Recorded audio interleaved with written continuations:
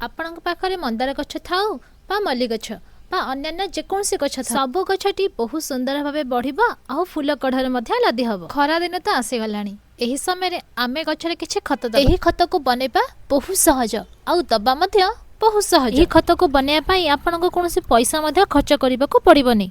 आपण प्रतिदिन चाउल को तो व्यवहार करुथिबे, चाउल को धोई साला परे तार पानी को आपण फिंगी दउथिबे, किंतु तार पानी को न फिंगी कि आपण एही परि भाबरे गछरे व्यवहार करि परिबे। एतिरे मु चाउल पानी नेछि आधा ग्लास, आमे एथिरे आउ आधा ग्लास साधा पानी ऐड करिबा। ये खत बर्तन हमर प्रस्तुत हे गेला, याकू आमे गछरे दबा। एही खत को दबा पूर्वरु आपण को माटी को टिके हल्का हल्का खोली नेबे, पाखापाखि 1 ରୁ 2 इंच।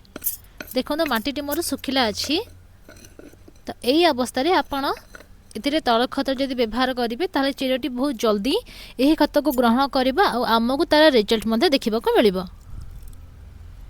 यही खतर व्यवहार आपण प्रति 20 ରୁ 25 दिन थरे आपणकर गछरे करि परिबे।